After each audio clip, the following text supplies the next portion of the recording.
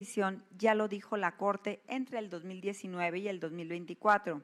Sus videos en Internet se han reproducido más de 32 millones de veces y en sus redes sociales lo siguen cientos de miles de personas. Pueden seguir las actividades digitales de Carbonell a través de sus cuentas de Twitter, Facebook e Instagram, así como en su canal de YouTube. Querido Miguel, muchísimas gracias de nuevo por estar con nosotros y te cedo el uso de la voz. Adelante, por favor.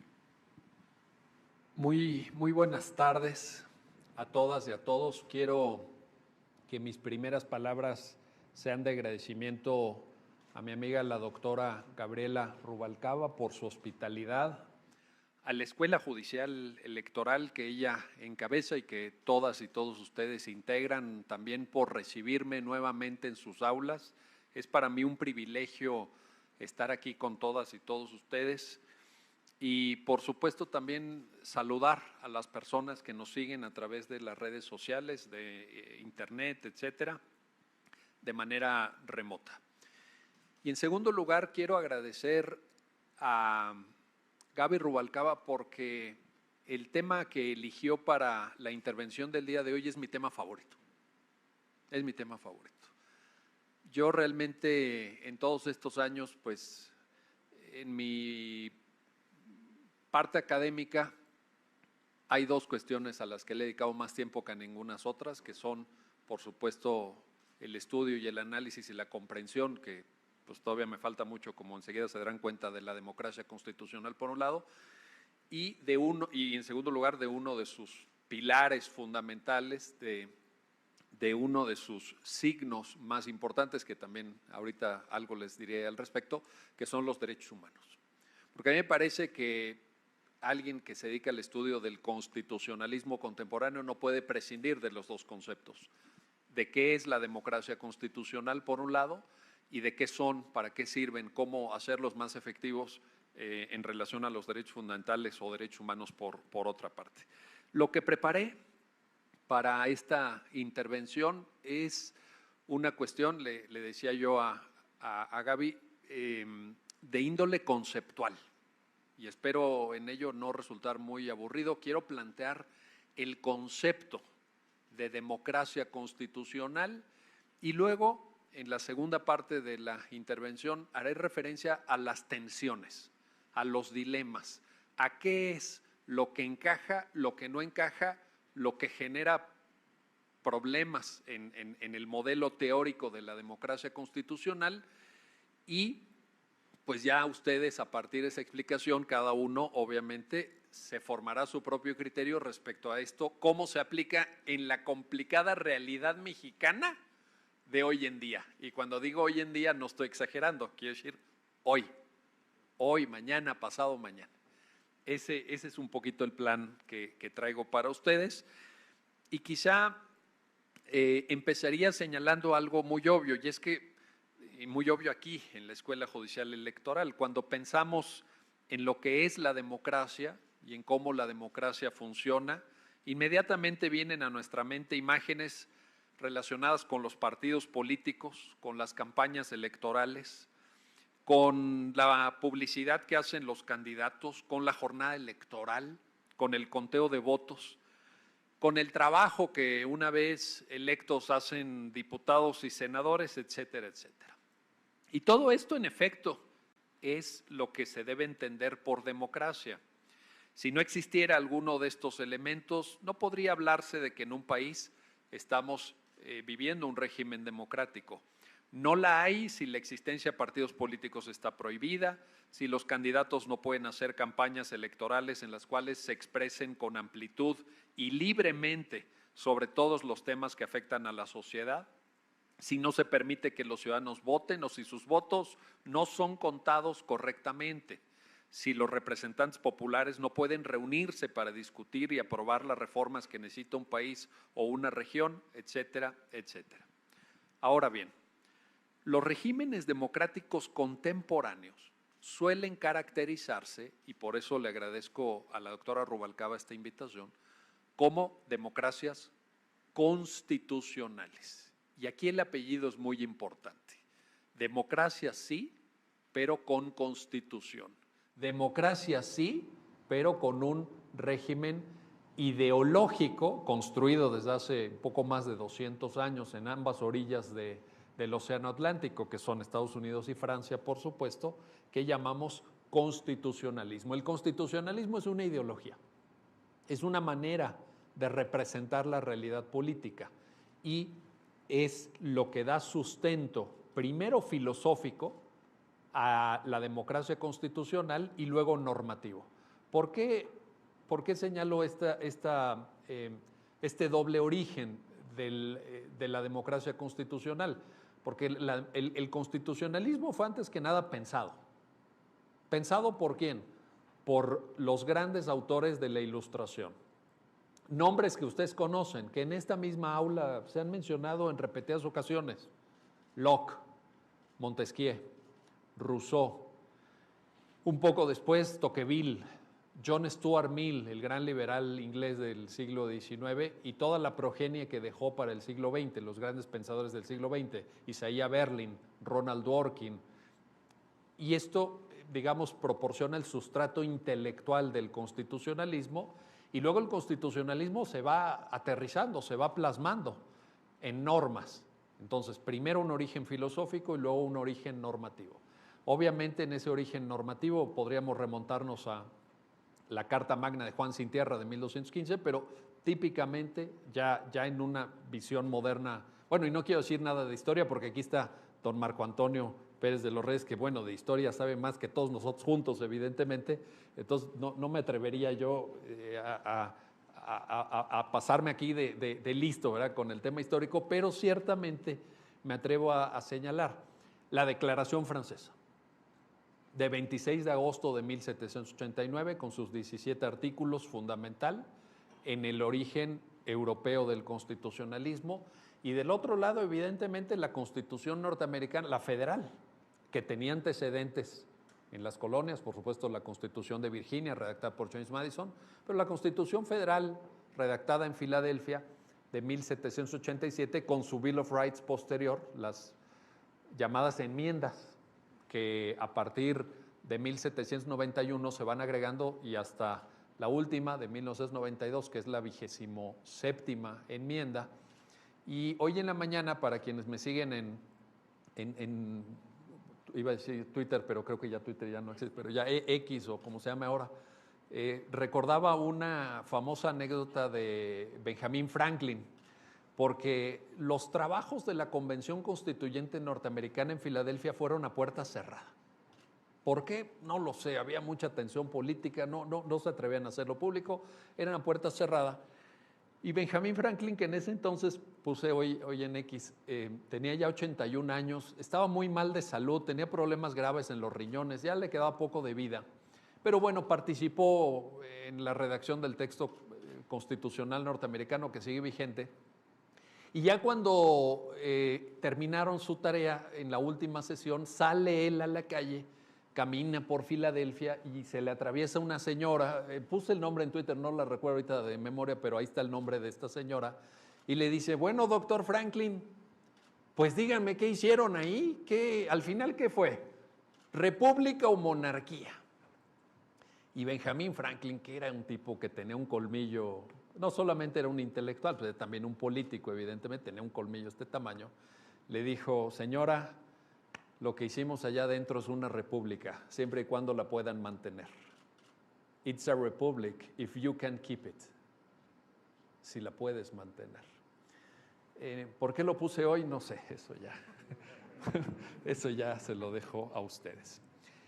Entonces lo que tenemos no es una democracia a secas, es una democracia constitucional. Es decir, se trata de una forma de organización política que pretende ser democrática y que para lograrlo se dota de un texto jurídico que tiene la máxima jerarquía normativa. Esto es importante, porque esto nos empata ya con los planteamientos teóricos del siglo XX, del positivismo del siglo XX, de matriz kelseniana, porque la máxima jerarquía lo que hace es condicionar la validez del resto de normas que integran el ordenamiento jurídico de un determinado país.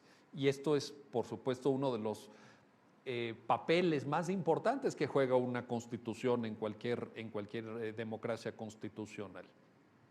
Las constituciones, desde su surgimiento, han tenido dos tipos de contenidos. Han establecido, por un lado, los derechos de las personas o de los ciudadanos, y aquí hago esta diferenciación porque sigue siendo relevante y más frente a un público tan avesado como el que hoy nos acompaña en materia electoral, la diferencia entre derechos de personas y derechos de ciudadanos, por supuesto, y también ha organizado la división de poderes. A estos dos contenidos, un gran historiador del derecho, por cierto, Francisco Tomás y Valiente, infortunadamente asesinado en 1996 en España, el 14 de febrero de 96, lo llamó el contenido mínimo de una constitución. Parafraseando el famoso artículo 16 de la Declaración Francesa de 1789, todo Estado que carece de constitución, todo Estado que no tenga asegurada la división de poderes y enunciados los derechos, carece de constitución. Entonces, Tomás y Valiente recupera este concepto y dice, este es el contenido mínimo.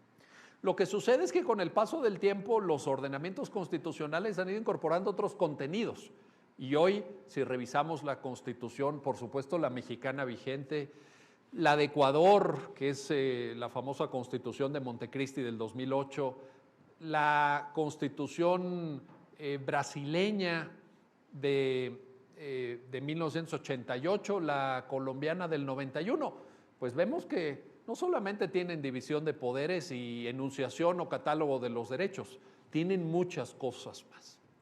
Las constituciones se han ido embarneciendo, se han ido robusteciendo y estamos lejos de eso que en 1928 en una conferencia, por cierto, Hans Kelsen enunciaba como el contenido esencial de una constitución.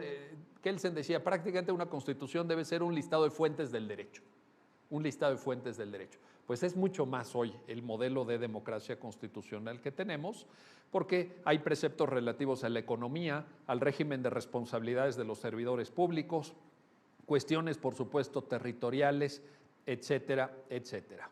Las reglas básicas de funcionamiento de la democracia han sido plasmadas expresamente en la Constitución, pero además, en algo que podríamos llamar un círculo virtuoso, los contenidos constitucionales que acabamos de señalar han venido a robustecer y enriquecer la forma en que se entiende el significado de la propia democracia.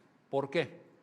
Porque las constituciones establecen, uno, cómo se debe competir por alcanzar los puestos de representación popular, es decir, la Constitución establece las condiciones de la contienda electoral, y dos, la forma en la que se deben ejercer tales puestos y las facultades de sus titulares, es decir, el proceso legislativo, la dirección de la política exterior, los nombramientos de los principales funcionarios del Estado, el mando sobre las Fuerzas Armadas, por mencionar solamente algunos ejemplos.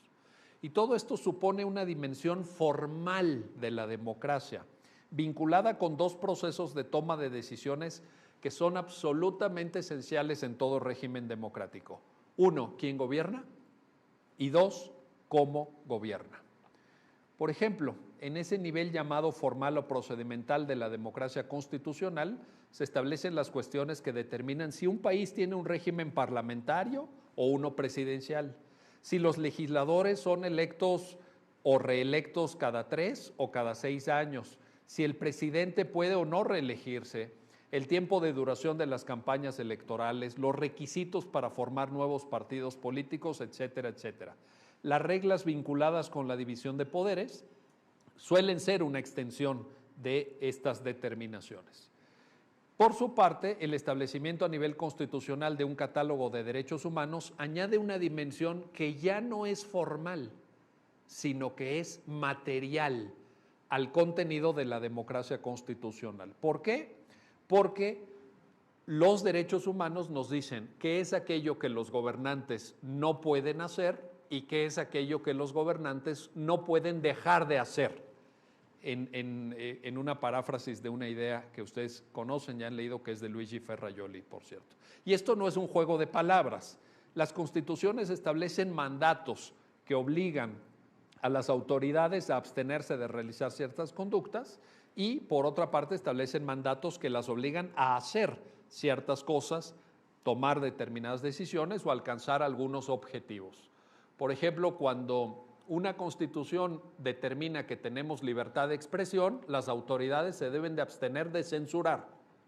Las autoridades no pueden prohibirle a una persona que se exprese, a una persona que participe en un debate de cuestiones que tengan interés público. Pero de la misma manera, cuando una constitución dice que tenemos derecho a la educación, implica que las autoridades tienen que dotarse, o dotar, mejor dicho, al país de una infraestructura educativa suficiente. Esto implica aulas, implica equipamiento, implica contratación de los docentes, capacitación probablemente, libros de texto, validación a través de la expedición de títulos de los niveles educativos que vaya alcanzando cada persona, etcétera, etcétera. Por tanto, en todo esto ya no hay una dimensión formal que responda a esas dos preguntas. ¿Quién gobierna? ¿Cómo se llega al poder? ¿Y quién es quien ocupa ese poder electivo? Sino aquí la pregunta es de contenido, es una pregunta de materialidad. Una vez que estas personas llegan al poder, ¿llegan para qué? Y bueno, en América Latina se podrán ustedes imaginar que esta no es una pregunta teórica, es una pregunta de la mayor relevancia y diría yo siempre de actualidad. Porque si no sabemos contestar esta pregunta, parecería que la democracia en un sentido formal o procedimental se queda hueca. ¿Qué quiero decir con esto? Si nosotros no sabemos para qué quiere llegar alguien a ocupar un cargo electo, un cargo representativo, pues es el juego de las sillas, el juego que todos jugábamos de niños. Quítate tú para que me siente yo. Y es una renovación y es una circulación muy endogámica de las élites nada más. Élites económicas, élites políticas, élites mediáticas. En cambio, a mí me parece que el concepto de democracia constitucional nos sirve para contestar también esa pregunta. No es la única pregunta, por eso empezaba yo en esta visión un tanto formal o procedimental de la democracia, muy presente, por cierto, en el pensamiento de Norberto Bobbio. Bobbio, como ustedes saben, hablaba de las condiciones mínimas de la democracia como condiciones formales. Sin embargo, algunos de sus discípulos, incluso el propio Ferrajoli, dice, bueno, esto puede ser interesante para empezar, pero si nos quedamos ahí, pues nos quedamos muy cortos. Si nuestra visión de la democracia es una visión formal, es una visión procedimental, pues no nos va a alcanzar para mucho. ¿Qué hay que hacer? Hay que concebir a la democracia como democracia constitucional, el tema de hoy, que es decir, democracia con derechos. Y los derechos marcan la pauta. A mí me ha pasado, igual que a muchos de ustedes, seguramente que tengo amigos que pues quieren avanzar en la política o ahí van, pero siempre quieren más, porque los políticos siempre quieren algo más. Y me dicen, oye, ayúdame, dame ideas para una campaña electoral, ¿qué digo, qué propongo, qué puedo ahí para que la gente vote por mí? Le digo, mira, el mejor ideario para una campaña electoral en México se llama Constitución Política de los Estados Unidos Mexicanos. Hoy todavía fuertemente irrealizada. Entonces, ¿quieres sacar ideas para una campaña electoral? Abre la Constitución y di que vas a hacer efectivo el derecho a la vivienda, el derecho a la salud, el derecho a la educación, la protección del medio ambiente, la no discriminación, el debido proceso, la igualdad entre hombres y mujeres, etcétera, etcétera. Ese es el mejor plan de campaña que yo conozco. Claro, uno les dice eso, ya si hacen caso o no, pues eso es otro asunto. A lo mejor no todos hacen caso, pero ciertamente creo que ahí hay un programa sustantivo. En esta dimensión, pues, sustancial de la democracia, estamos hablando de los contenidos del régimen democrático, lo que la democracia puede concretamente hacer para mejorar la vida de los seres humanos. Por eso es que los derechos humanos son la mejor forma de expresión de todos los valores que caracterizan a un sistema político democrático. Los derechos humanos son la expresión de valores tan democráticos como la igualdad, la libertad, la seguridad jurídica, los derechos de los pueblos, la tolerancia religiosa, etcétera, etcétera. Al establecer en la Constitución una lista de derechos fundamentales, lo que en realidad estamos haciendo es juridificar la democracia, darle forma jurídica y otorgarle de esa manera sustancia y contenido. La idea de juridificación de la democracia se debe al menos en nuestro entorno intelectual, en quienes estudiamos estos temas desde el lenguaje en español, a Manuel Aragón Reyes, magistrado emérito del Tribunal Constitucional de España y profesor de la Universidad Autónoma de Madrid. Por tanto, la democracia constitucional en esta caracterización que estoy presentando es un régimen de gobierno que mezcla principios formales y principios sustanciales. Por un lado, decíamos, las normas formales relativas a quién y cómo gobierna. Por otra parte, las normas sustanciales que nos indican lo que puede ser realizado por las autoridades y lo que no puede dejar de ser llevado a cabo, como expresión de los mandatos a través de los cuales se recogen los derechos fundamentales. De esta forma, la democracia de nuestros días asegura los iguales derechos de todas las personas y convierte en realidad el principio de la soberanía, el cual pasa de ser entendido como cualidad del Estado o de la nación, es decir, la nación soberana, el Estado soberano, la soberanía nacional, como había sido planteada desde el surgimiento del Estado moderno, para empezar a ser una expresión de los derechos fundamentales de todas las personas. El individuo es, por tanto, el verdadero soberano. Como titular de los derechos de libertad, de igualdad, de seguridad jurídica y derechos sociales que le permiten desarrollar una vida dotada de sentido y significado, elegidos por él mismo y por nadie más. Una vida que esté ajena a actos arbitrarios provenientes de poderes públicos y privados, que sea desarrollada con plenitud y de forma consciente. Tiene razón Luigi Ferrajoli cuando apunta que los derechos fundamentales son fragmentos de soberanía. Fíjense en este concepto. Los derechos fundamentales son fragmentos de soberanía que nos convierten a todas y cada una de las personas en seres autónomos, capaces de tomar las decisiones más importantes de nuestras vidas, tanto en nuestra esfera privada como en la esfera pública. A partir de esta caracterización muy genérica de la democracia constitucional, seguramente advertirán ustedes que esto, digamos, puede ser un engranaje que funcione bien en términos teóricos, en términos conceptuales, pero cuando lo quieres llevar a la práctica, pues no es tan sencillo. Se generan algunas tensiones que quiero presentarles.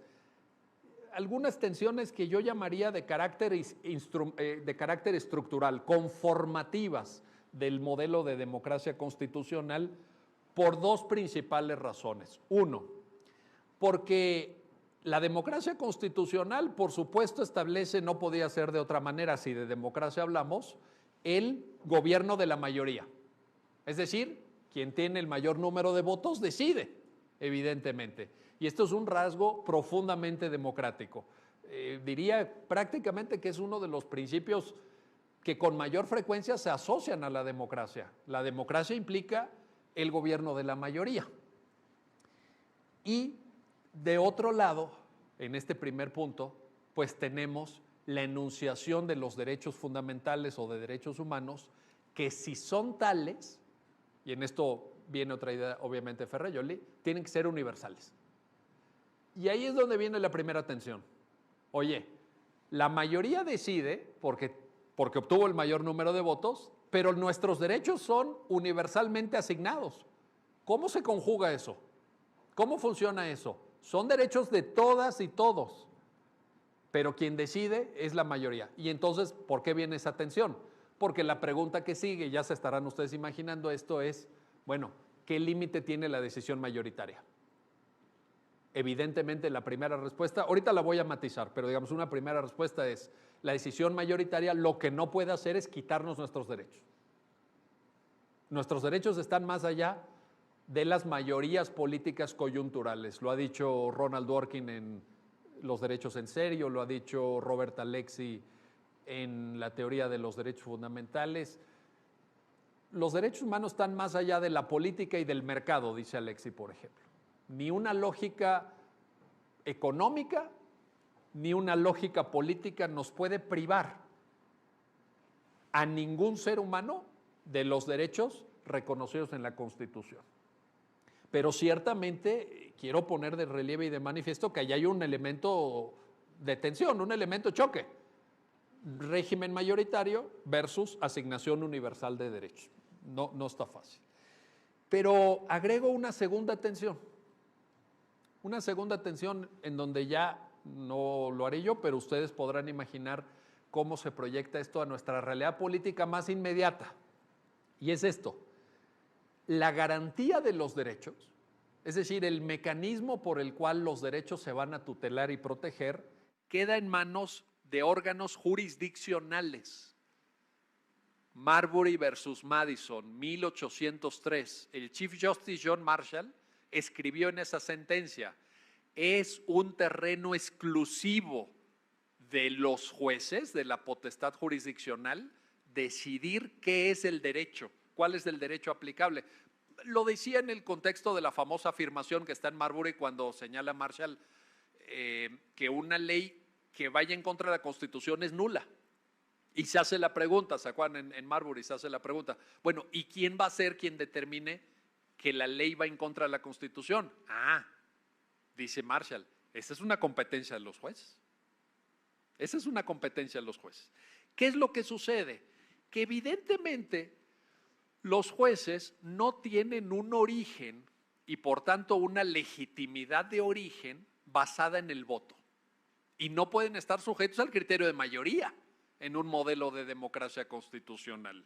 Al contrario, si los jueces son quienes se encargan de velar por la tutela y garantía efectiva de los derechos, esto implica una tarea contramayoritaria. Y ejemplos sobran. Ejemplos sobran.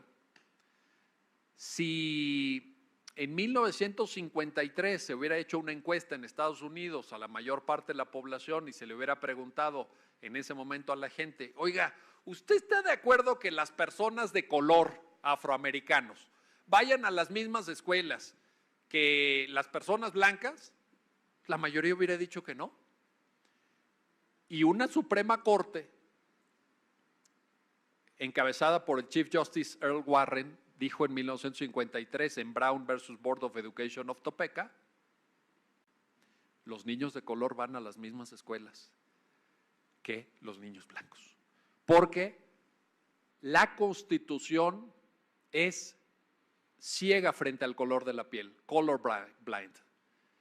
Y porque la Constitución, escribió Warren en Brown versus Board of Education of Topeka, porque la Constitución contiene un principio anticasta. Un principio anticasta. La Constitución no puede aceptar que haya castas en una sociedad democrática, 1953. ¿Ustedes creen que la mayoría de la gente pensaba eso en ese año? Claro que no. De hecho, hay una anécdota muy famosa donde ya se dicta la sentencia y empiezan a aparecer en varias carreteras de la Unión Americana de estos anuncios espectaculares pidiendo juicio político contra el Chief Justice Warren. Impeachment contra él. ¿Sí le suena esto conocido? Yo no estoy haciendo una lectura de la actual política mexicana, por eso cito ejemplos de derecho comparado, para que ustedes lleven a cabo más bien el aterrizaje de esto. Ahora, en esta lógica, pues yo creo que vienen aquí al menos 4 dilemas de enorme importancia que se plantean a partir de estos 2 escenarios de tensión y que son los siguientes. El primero de ellos, el primer dilema que les quiero plantear es estructurado a partir de las siguientes preguntas. Primero, ¿tiene límites procesales y sustantivos el principio de mayoría? Es decir, ¿el principio de mayoría puede formalmente funcionar de cualquier manera y decidir sobre lo que sea? O en otras palabras, ¿puede una democracia decidir democráticamente suicidarse? ¿Aniquilarse? Y la verdad es que quienes damos clase, yo por ejemplo pues llevo ya muchos años dando clase, muchos menos que Flavio Galván evidentemente, pero muchos años más, muchos años menos, pero me he hecho esta pregunta muchas veces. Y es, cuando nosotros hacemos esta pregunta, ¿pueden las democracias suicidarse? Siempre ponemos el ejemplo de la Alemania nazi. Porque ustedes saben que Adolf Hitler llegó a ejercer como canciller alemán, pues por el voto de la gente. Llegó por el voto. No dio un golpe de Estado, no no sacó a los tanques a la calle, no se impuso militarmente al pueblo alemán. Los alemanes votaron por él, votaron por su partido, el Partido Nacional Socialista, el partido nazi. Pero la verdad es que últimamente este ejemplo pues a lo mejor sigue teniendo mucha vigencia histórica, pero tal vez no sea tan necesario porque tenemos ejemplos más cercanos.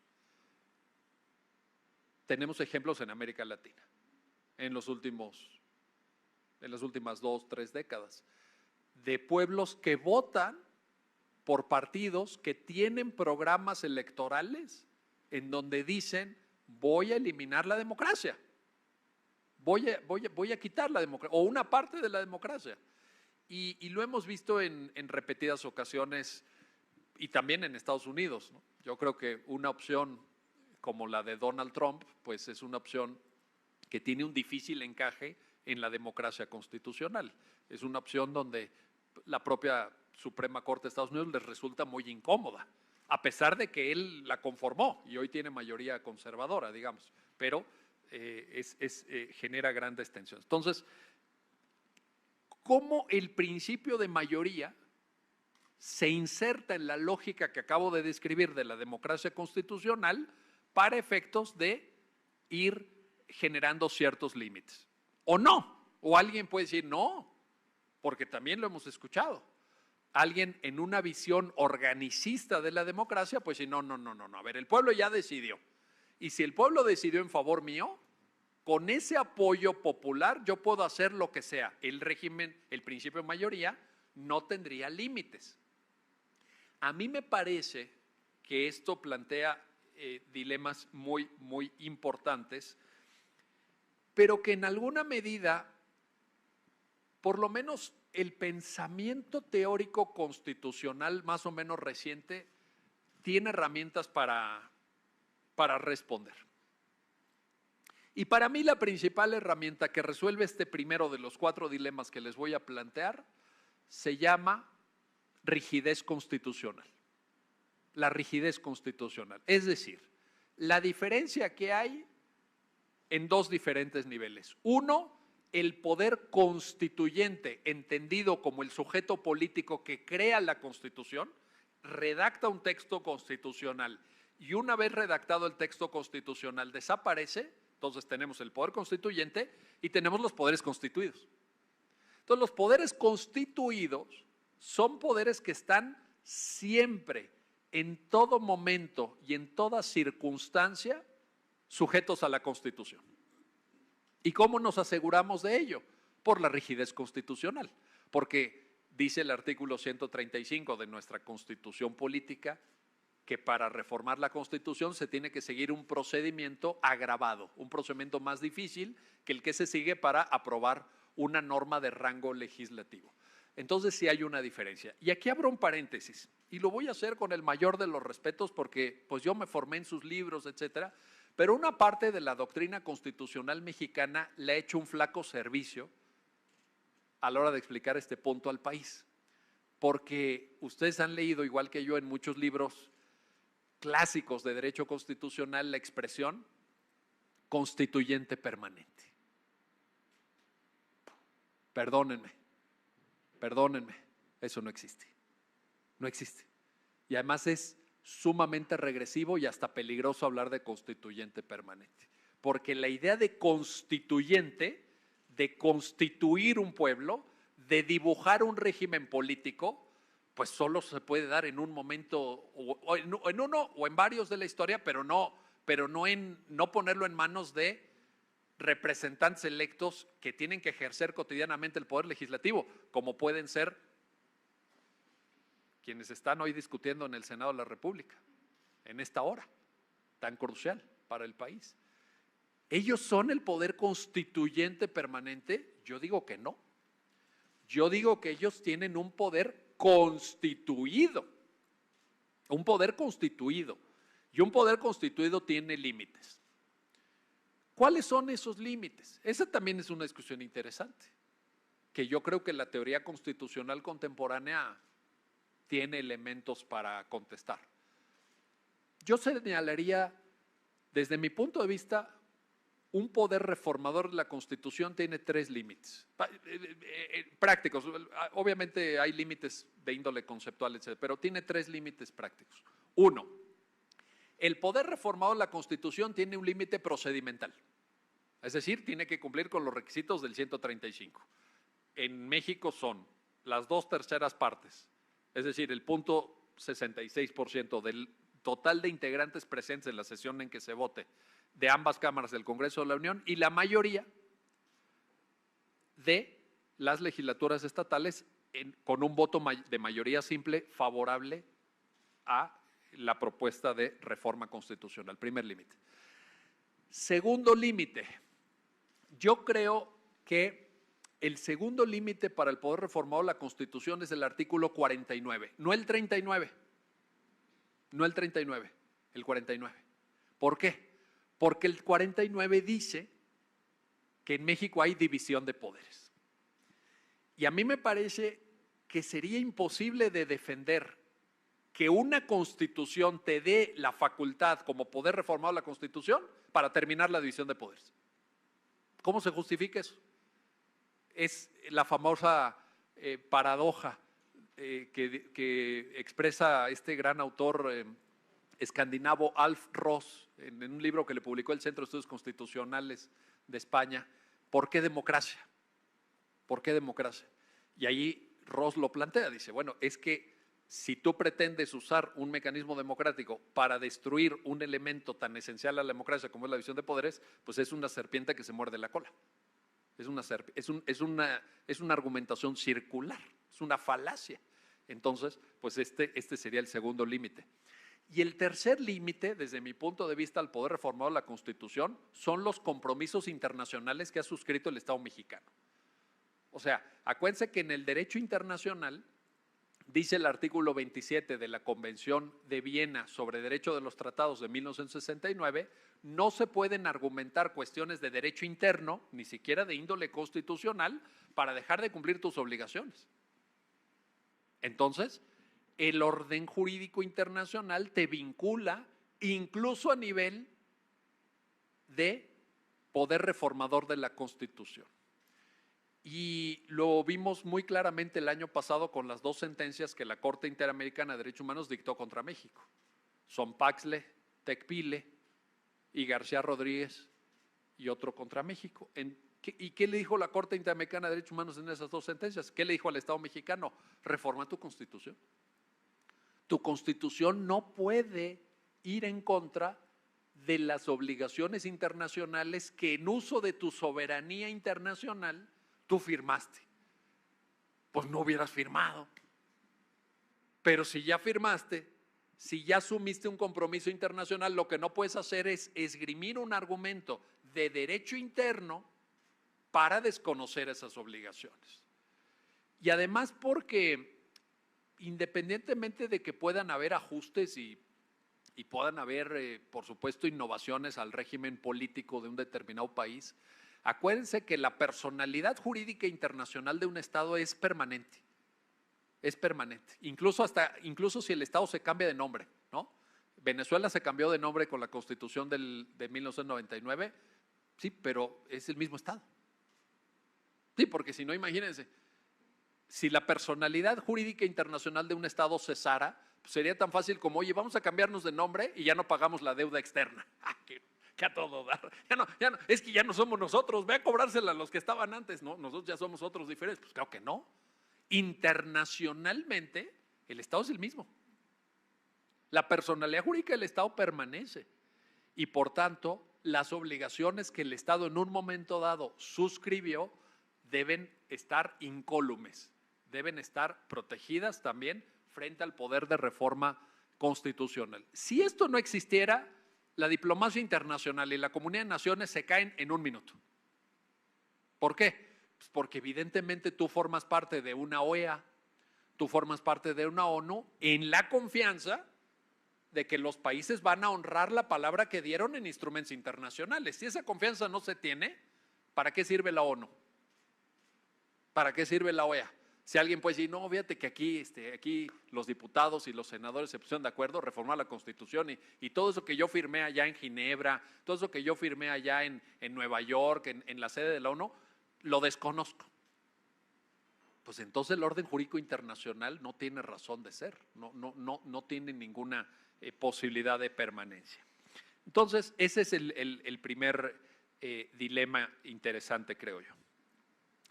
El segundo dilema es, bueno, tenemos esta dimensión sustancial de la democracia constitucional que son los derechos humanos.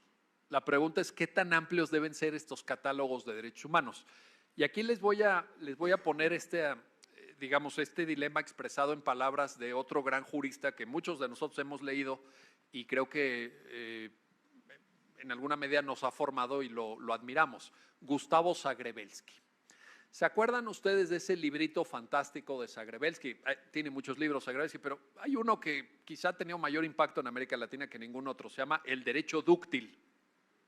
El Derecho Dúctil, que publicó la editorial Trota en 1995 en España en una muy buena traducción de Marina Gascón Avellán, que ha estado aquí Marina, ¿verdad? Que bueno, y hay que traerla porque siempre aprende uno mucho escuchando a Marina. Entonces Marina tradujo el derecho dúctil y en el derecho dúctil Zagrebelsky tiene esta idea, ahí les va, que representa este segundo dilema. Zagrebelsky dice, la Constitución no debe tener contenidos tan amplios que asfixie a la política. Fíjense en esta idea, la asfixia constitucional de la política. ¿Qué quiere decir Zagrebelsky con esta idea? Creo que es profundamente interesante. Lo que quiere decir es que la Constitución lo que no puede representar es el 100% de opciones de política pública que puede llevar a cabo un gobierno. Por eso, en algún debate que tuvimos en la Cámara de Diputados hace ya algunos años con Porfirio Muñoz Ledo, él decía, ustedes lo conocieron seguramente, lo escucharon muchas veces, era un personaje pues muy polémico y muy provocativo incluso.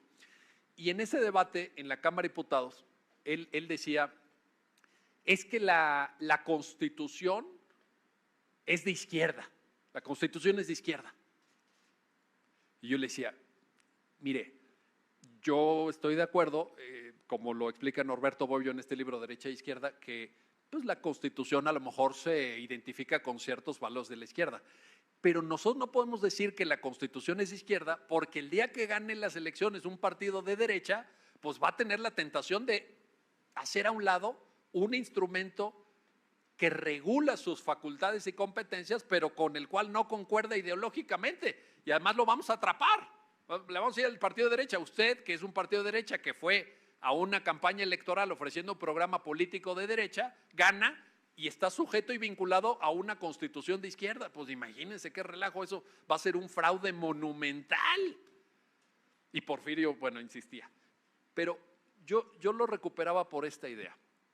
Las constituciones, no es que sean neutras, ya lo dije, el constitucionalismo es una ideología. Es la ideología de la igualdad, es la ideología de la libertad, es la ideología de la seguridad jurídica. Yo no defiendo una neutralidad absoluta de la Constitución, porque si la Constitución viene de una ideología que se llama constitucionalismo, no puede ser neutra frente a los valores y a las ideas, por supuesto. Pero lo que dice Zagrebelsky es cierto, no asfixies desde la Constitución a la política, dale su espacio. ¿Y esto cómo se llama? Esto, hoy vengo muy como con muchos autores, perdón, sé que esto es un rollo más de académicos, pero ahí les va. Esto lo ha explicado mejor que nadie, creo yo, Peter Heberle, este gran constitucionalista alemán, que describió el modelo de constituciones abiertas. Las constituciones abiertas son aquellas constituciones que están caracterizadas por un gran pluralismo, por una gran pluralidad. ¿Qué quiere decir esto? Que le permite el texto constitucional al gobierno, tenga el signo ideológico que tenga, materializar su programa político. Por eso a mí me hace mucho ruido cuando veo en la Constitución mexicana artículos como el artículo 27, como el artículo 28, el propio artículo, bueno, el 25 y el 26 menos, pero digamos el 27 y el 28, donde, por ejemplo, hay muy claras ideas de manejo de la economía, ¿no? Pues la economía, en materia económica, el Estado tiene que hacer A, B y C y los particulares no pueden hacer A, B y C. Por ejemplo, en materia de sector energético, ustedes lo han visto, ¿no? El régimen constitucional de la energía determina quién puede prestar el servicio de energía eléctrica. A mí me ha parecido eso, honestamente se los digo, un exceso, porque yo creo que eso sí tiene que, o sea, tienes que darle capacidad al gobierno que decida. Si llega un gobierno de izquierda y dice, el único ente que va a proveer energía eléctrica a los particulares es un ente público, CFE. Bueno, pues está bien. Si la gente votó por ese partido y eso decide, pues adelante. Pero si llega un partido de un signo contrario y dice, no, fíjate que junto a la producción de energía eléctrica del Estado tienen que estar también los particulares, porque necesitamos inversión, porque necesitamos, en fin, una serie de nuevas tecnologías que el Estado no tiene y no provee, pues adelante. Pero el problema es si lo pones en la Constitución, porque entonces cuando llegue un gobierno de otro signo vas a tener que cambiar la Carta Constitucional. Entonces ahí ya estás metido en problemas. Ya no es una Constitución abierta. Esa es la importancia de las constituciones abiertas, es la importancia del tema. No es un concepto simplemente con afanes académicos o teóricos, es un ejemplo práctico. Las constituciones no deben asfixiar la política. ¿Qué tan amplios deben ser los derechos? Por ejemplo, imagínense que dijera la Constitución en el artículo 4, toda persona tiene derecho a la salud, la cual será provista exclusivamente por el Estado. Todos los hospitales privados cerrados. O la educación la proveerá el Estado, todas las escuelas particulares están prohibidas a partir de mañana. Entreguen sus instalaciones, TEC de Monterrey, Universidad Iberoamericana, Universidad no sé qué, Centro Carbonell. Nosotros tenemos unas instalaciones muy pequeñas, así que no habría problema, pero imagínense que la Constitución dijera eso. Pues eso es una elección ideológica que asfixia la posibilidad de llevar a cabo programas políticos cuando la mayoría cambia. Porque es la ventaja de la democracia, las mayorías cambian. Lo que parecía una mayoría abrumadora, permanente, histórica, etcétera, pues incluso en México cayó. Ha caído en muchos países. Esto es algo que por supuesto nunca hay que olvidar. Y no hay que olvidarlo porque en México, pues también he escuchado esta crítica que se había planteado originalmente en Estados Unidos de que ya tenemos demasiados derechos. No sé si lo han escuchado. Oye, ya tenemos demasiados derechos. Incluso me ha tocado discutir esto en clase con los alumnos de posgrado, ¿no? En maestría, en doctorado, te dicen, es que ya hay demasiados derechos, todos son derechos, te la pasas tú hablando de derechos. Y yo les digo, para refutar porque yo no estoy de acuerdo con esto, yo no estoy de acuerdo que tengamos demasiados derechos, al contrario. O cuando dicen, es que el Poder Judicial es demasiado garantizado. Hoy en la mañana lo escuché en una conferencia de prensa. Escuché a la secretaria de Seguridad Ciudadana decir que los jueces liberan y los jueces son muy ¿en qué modelo de juez está pensándose ya? Porque, bueno, pero para empezar tampoco, o sea, no, discutir así jurídicamente puntos finos tampoco es fácil ni sencillo, porque imagínense esta persona que tiene un tan alto cargo, tan relevante, y va a tener lo más alto y más relevante en el siguiente gobierno, que tilda a personas que están sujetas a proceso, vinculadas a proceso. Hoy lo escuché, se los digo por eso, los tilda como delincuentes. No, pues espérame, regrésate a cuarto semestre. No, regrésate a cuarto semestre. Bueno, ni te regreses, ya no tiene caso, pero abre tu Constitución en el artículo 20, que hasta donde yo me quedé el día de ayer que la abrí, pues todavía hablaba del principio de presunción de inocencia, a menos que la hayan también reformado hoy en la mañana. Que no creo, pero hablaba de la presunción de inocencia. Bueno, separa una autoridad del máximo rango y dice las personas que están vinculadas a proceso, porque estaba discutiendo que si medida cautelar, que si le quitaba la prisión preventiva, no sé qué, esos delincuentes. No, yo me quedé o sea, no entendieron nada, no entendieron nada. Entonces, sí creo que es importante hacer esta segunda reflexión, este segundo dilema. ¿Qué tan robustos, qué tan amplios deben ser los derechos humanos? Y les decía, cuando surge esta discusión en clase, yo siempre le pregunto a mis alumnos y alumnas, a ver, tú dices que hay demasiados derechos. Sí, claro, todo el mundo habla de derechos. Perfecto. Abre tu Constitución y dime cuál quitamos. Sí, dime cuál quitamos. Y hago este ejercicio. Déjame, yo también abro mi Constitución y vamos por partes. ¿Te parece bien? Órale, vamos. Artículo primero. Prohibición de esclavitud en el párrafo cuarto. ¿Lo quitamos? ¿Que hay esclavitud otra vez en México? No. Ah, perfecto. Párrafo quinto. Prohibición de discriminación. Vamos a quitar la prohibición de discriminación. No, ¿cómo crees? No. Ah, perfecto. Artículo 2, derechos de pueblos y comunidades indígenas. Dime qué parte quito. ¿Cuál borrarías? No, eso no, porque pues, pueblos indígenas, no, imagínate. Artículo 3, derecho a la educación. ¿Quitamos el derecho a la educación? No, y así nos vamos. ¿Y saben qué sucede en esas discusiones en clase? Que al final dicen, pues no hay que quitar ninguno. No. Bueno, yo sí quitaría uno. Lo he escrito varias veces. Uno sí. Porque Ferrajoli dice que en realidad no es un derecho fundamental, en sentido conceptual. Y es, entre comillas, el derecho que establece el artículo 10 de la Constitución de tenencia de armas. Porque Ferrajoli dice que uno de los fundamentos del Estado constitucional es la paz. Y las armas van en contra de la paz. Y las armas son instrumentos que fueron creados única y exclusivamente para violar derechos humanos, la vida, la integridad física, etc. Entonces ese derecho a las armas, de particulares, entiendo, no soy tan ingenuo para pensar que el Estado no tenga armas, por supuesto que el Estado tiene que tener armas, pero no los particulares. Pero de ahí en fuera, la verdad es que el hecho de que hoy tengamos un catálogo ampliado de derechos también responde a nuevas realidades. ¿Quién está dispuesto a no reconocer que es importante el derecho de acceso a recursos hídricos, el derecho al agua, el derecho a la alimentación, el derecho a la salud, el derecho al medio ambiente, la igualdad entre hombres y mujeres, y así sucesivamente? Y también por qué tenemos, por ejemplo, un artículo 20 hoy más detallado en materia de derechos de personas sujetas a proceso penal que lo que teníamos antes de la reforma 2008. Porque nuestra conciencia de lo que el Estado puede hacer en ejercicio del jus puniendi ha ido creciendo. Nuestra sensibilidad sobre el tema ha ido creciendo. Vean de qué sistema penal venimos. No porque el de ahorita sea así que podamos exportar a... ¿Cuál es el país ahora de moda? Dinamarca. No es que el sistema penal mexicano se pueda exportar a Dinamarca, pero veníamos de algo que era verdaderamente impresentable.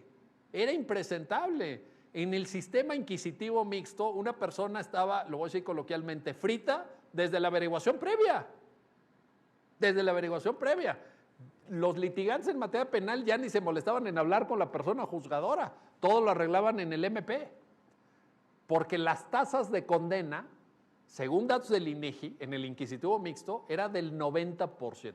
Y me acuerdo muy bien, porque mi admirado Flavio citaba hace rato al presidente del Tribunal Superior de Justicia. Yo también tengo ahí una anécdota. Estábamos en una mesa redonda defendiendo yo lo que en ese entonces era el proyecto de reforma constitucional de 2008 en materia penal. Y se me ocurre dar este dato, pues es un dato del INEGI, no me lo inventé, es un dato del INEGI. El 90% de sentencias son condenatorias en el sistema inquisitivo mixto, que es el que intentábamos nosotros dejar atrás defendiendo la reforma 2008. Entonces, a la hora que interviene el presidente del Tribunal Superior de Justicia del Distrito Federal, todavía en ese entonces, dice, pues le quiero decir al doctor Carbonell que en el caso de la capital de la República el dato que dio es equivocado, porque aquí no es del 90% la tasa de sentencias condenatorias en materia penal, aquí es del 94%. Dije, no entendió nada, no entendió nada. ¿De cuántos, saben cómo anda ahorita la tasa de condenas de aquello que llega a juicio oral, que es poco? Porque la mayoría se va por abreviado, la mayoría se va por mecanismos alternos, ¿no? Salidas alternas que los prevé el CNPP. El INEGI dice que aproximadamente estamos en un 52-54% promedio a nivel nacional. Es decir, las posibilidades de que ganes defendiendo a un imputado en un proceso penal son del 46-48%. Está más pareja la cancha. Entonces, por eso tenemos un artículo 20 empleado. También tenemos un artículo 20 empleado porque necesitamos agregar los derechos de las víctimas, que hoy están ahí, hace unos años no estaban. Y es importante que las víctimas de la delincuencia tengan derechos o no, ¿sí? Se les había negado por jurisprudencia, también ahí tenemos que sacar las cuentas de cómo interpretamos y aplicamos las normas. Se les había negado a las víctimas de la delincuencia el derecho a presentar juicios de amparo. No tenían legitimidad activa, fíjense ustedes nada más. Todavía cuando llegó a la Corte el ministro Cosío, hizo un proyecto en ese sentido y se lo votaron en contra. Oye, vamos a reconocerles legitimidad activa a una viuda de un militar, me acuerdo mucho de ese caso. Era la viuda de un militar al que habían asesinado, y entonces la viuda decía, oye, pero estos cuates arreglaron ahí y dejaron libres a los responsables. Pues yo vengo aquí con la justicia federal a decir, esto no es correcto, oigan, agarren estos cuates que mataron a mi esposo. Respuesta de la Suprema Corte de Justicia de la Nación: usted, señora, no tiene legitimación activa. No puede proponer. Hijo, por eso hay un inciso C, un apartado C en el artículo 20. Entonces, creo que es un segundo tema sobre el cual hay que reflexionar. Tercer dilema de los 4 que les quiero presentar. Obviamente, en el modelo de democracia constitucional que describí al inicio, de manera muy general lo hice, pues no está resuelta una cuestión que interesa mucho para ver cómo esto se va a aterrizar en la práctica, y es la siguiente: ¿qué sistema político, qué forma de organización política garantiza mejor la realización, por un lado, del principio de mayoría y el respeto a los derechos humanos? Y aquí particularmente me refiero, con mucha claridad lo digo, a la forma de gobierno. Y esta es una discusión que a mi generación, a la generación de gente que pensamos en el derecho y que nos formamos pues hace ya unos cuantos años, se podrán ustedes imaginar, nos marcó en su momento y los abandonó, o al menos yo percibo que se abandonó, a lo mejor me equivoco, y es la discusión entre parlamentarismo y presidencialismo. Yo me acuerdo de las grandes aportaciones de Giovanni Sartori, de Juan Linz, de Arendt Liebhardt, por ejemplo, sobre este tema, y de pronto como que dijimos, no, bueno, pues así nos quedamos, porque no sé qué. O sea, yo creo que hay que preguntarnos esto: ¿funciona mejor el régimen presidencial o funciona mejor el régimen parlamentario? Y también esto se proyecta al sistema electoral, porque nos hemos dejado ganar, y asumo, y cada quien que asuma la parte que yo asumo la mía, nos hemos dejado ganar el discurso de acuerdo con el cual la elección basada, el sistema electoral basado en listas plurinominales no es democrático. O sea, ¿cómo nos hemos dejado ganar ese discurso? Pues porque somos los que conformamos opinión pública, escribimos, etcétera, pues porque nos hemos rendido, porque nos hemos distraído, no lo sé. Pero a ver, yo he defendido desde hace mucho, lo escribí incluso en artículos periodísticos hace décadas, la idea de que es mucho más democrático un régimen de proporcionalidad pura que un régimen de mayoría relativa. ¿Por qué? Porque en el de proporcionalidad pura tienes una traducción mucho más efectiva de la votación alcanzada por cada partido con los escaños que tú tienes. Y en el régimen de mayoría relativa, pues el que gana se lo lleva todo. Oye, es que saqué el 50.1%, perfecto. La silla es tuya, ¿verdad? No, y no la tienes que compartir con tu amiguito el de enfrente. No, hay que también plantear eso. Hay que plantear eso. Hay que plantear el tema de régimen parlamentario, régimen presidencial, el tema de si es mejor sistema electoral de mayoría relativa o de plurinominales. Y yo creo que son batallas también en el plano de las ideas y en el plano de la conformación del concepto de democracia constitucional. Son batallas que hay que librar, y ojalá, y no quiero pasarme de ingenuo tampoco, para que no digan, bueno, este señor viene aquí a contarnos puros cuentos chinos, no quiero pasarme ingenuo, pero y ojalá no solamente plantear, sino ganar. Ganar, hay que ganar en el terreno de las ideas.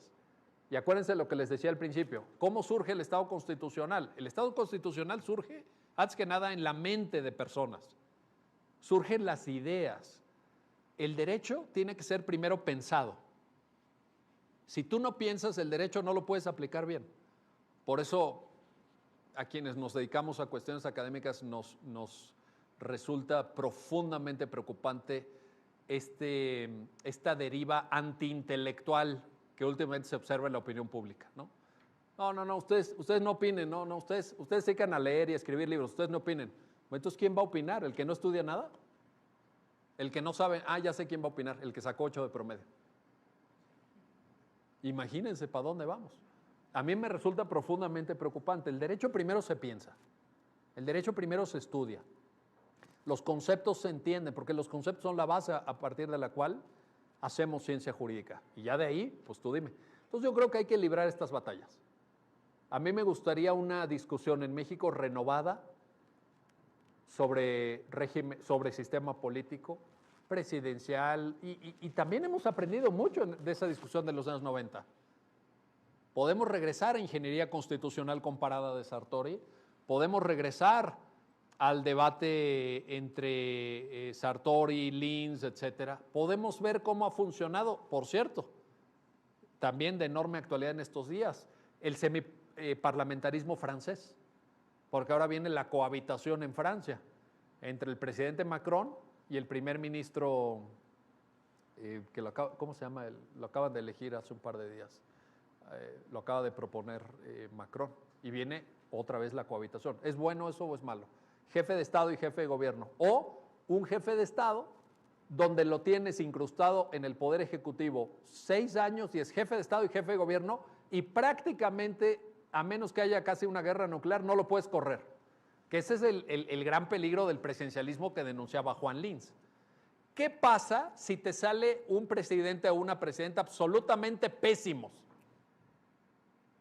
O sea, un cuate que no le puedes confiar. Vean las crónicas de los que estaban adentro del gobierno Trump. Vean las crónicas. No le puedes confiar el botón nuclear. Se lo escondían.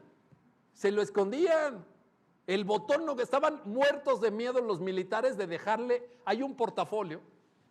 De veras, esto no es ciencia ficción, estoy hablando de la realidad política. Hay un portafolio que le da al presidente el acceso al armamento, al arsenal nuclear para desatar una guerra nuclear. Los militares estaban muertos de miedo de que este cuate se acercara.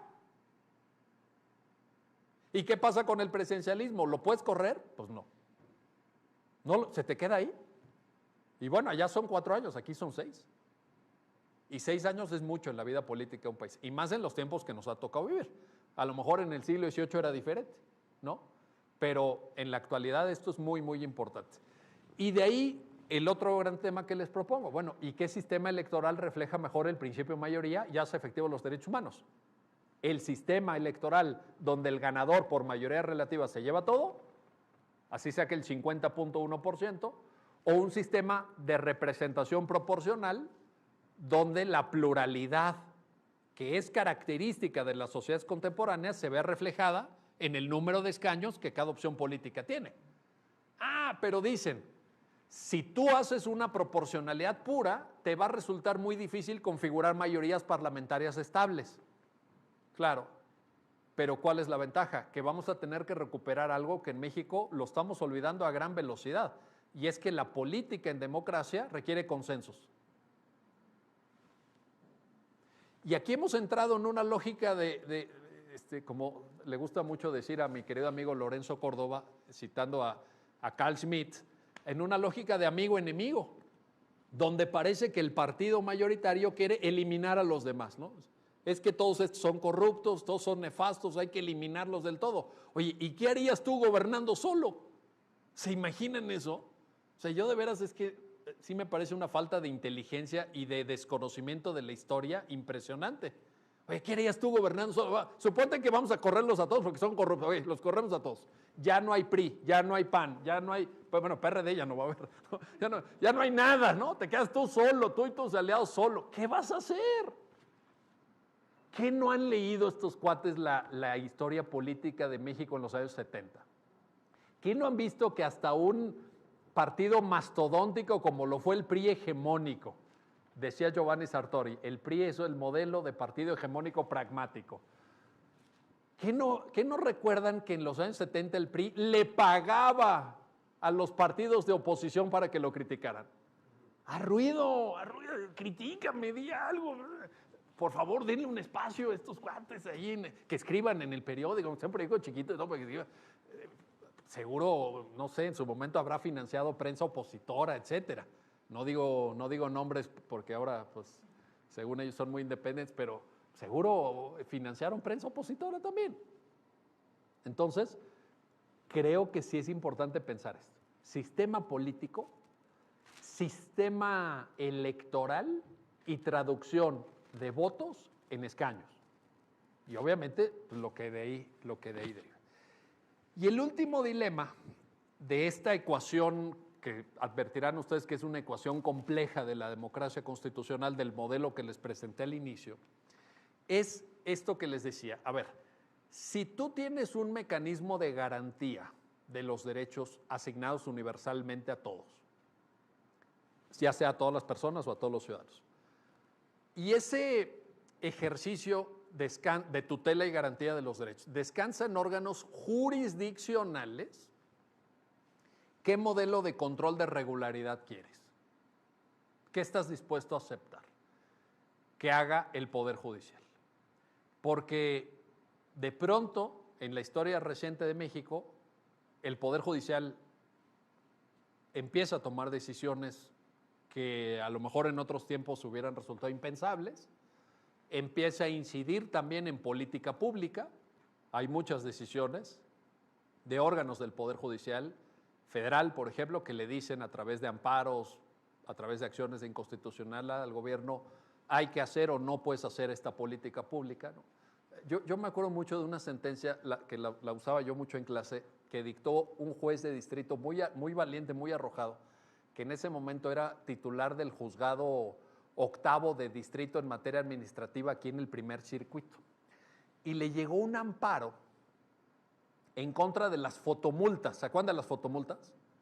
Le llegó un amparo en contra de las fotomultas. Y yo de entrada dije, a ver, ¿cómo te vas a amparar contra las fotomultas? O sea, ¿qué estás defendiendo? ¿Que tienes el derecho humano al exceso de velocidad? ¿Qué estás defendiendo cuando te amparas contra las fotomultas? No hay manera, no puede ser, no puede ser. Y además, ¿quién va a ser la autoridad judicial que le dé la razón a ese señor que se ampara contra las fotomultas? Bueno, ganó el amparo. ¿Pero por qué ganó el amparo? Pues yo no sé si ustedes lo saben o no. Por varias razones. Una de ellas es que los aparatos que, ya ves que, no, ¿a ustedes les pusieron fotomulta o no? A mí me pusieron muchas, por eso lo sé. Entonces, y siempre me las ponen en el mismo sitio, además, que era circuito interior cuando iba uno hacia el aeropuerto, porque yo en ese entonces, tenían ustedes su casa aquí al lado, aquí en Barrio del Niño Jesús, en la calle Cruz Verde, ¿no? Donde está la glorieta de Miguel Ángel y Pacífico, ahí más adelante, donde está la Nelson Vargas, ahí hace muchos años, yo trabajaba en la UNAM, entonces compré ahí un departamento, que todavía lo tenemos, por cierto, pero bueno. Entonces iba yo al aeropuerto porque tomaba vuelos muy temprano, pues siempre se me hacía tarde, iba yo muy rápido, no había gente, pues, 120, no sé, bueno, ¡pum! Multa. ¿Cómo te llegaba la multa? Con una foto de la placa. Te llegaba una foto de la placa, del vehículo, la placa, la calle. Bueno. Resulta, leyendo esa sentencia del juzgado octavo, me doy cuenta que esos aparatos tenían un rango de falibilidad, es decir, un margen de error del 20%. Del 20%. En ese momento, ahorita ya no por la Ley General de Movilidad, pero en ese momento la velocidad máxima que se permitía de vehículo automotor dentro del territorio de la capital de la República era 80 kilómetros por hora. Échale un margen de error del 20%. O sea, 16 kilómetros arriba, 16 kilómetros abajo. Entonces tú veías en tu marcador, ¿no? Así, oye, pues yo voy a 79, ¿verdad? Yo creo que estoy bien. ¡Pum! Fotomulta. Entonces la sentencia del juzgado dice, oye, pues ¿cuál seguridad jurídica? O sea, puedes tener margen de error, pero un margen de error del 20%, porque eso implicaría que pudieras ir tú a 96 kilómetros por hora y el aparato no te detectara, o que fueras ¿cuánto sería? A 64 y ¡pum! Te lo pone. Entonces, y el otro argumento muy importante que está en la sentencia es que la empresa que administraba las fotomultas, porque los aparatos eran de propiedad privada, la empresa que administraba las fotomultas se llevaba el 52% de las multas, del valor de las multas. Y entonces dijo, oye, pues es que dice el artículo 134 de la Constitución que pues todos los recursos públicos o que se recaben en competencias del poder público pues tienen que ser bien administrados. ¿Quién fue el imbécil, verdad? No, esto ya lo digo yo, no lo dice la sentencia. ¿Quién fue el imbécil, verdad, que firmó el contrato? Donde el gobierno de la ciudad le cede a la empresa el 52%. Oye, perdónenme, yo quiero una empresa así.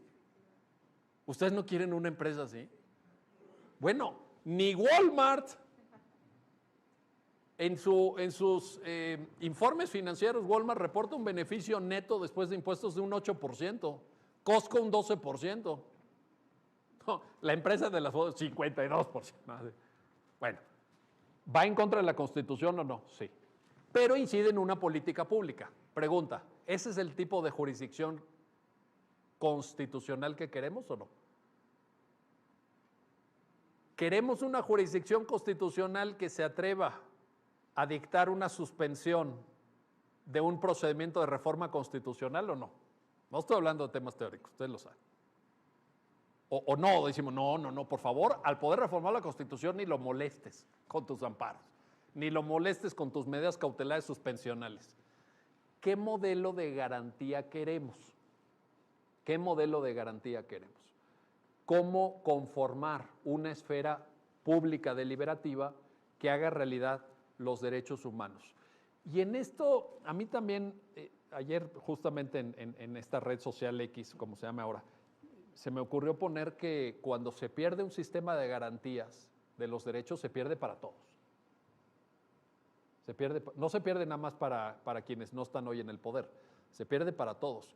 Y como la democracia permite renovar los cuadros y darle vuelta a quien ocupa el poder, pues es una amenaza para los que mañana no tendrán el poder también, como lo es hoy para quienes hoy no tienen el poder.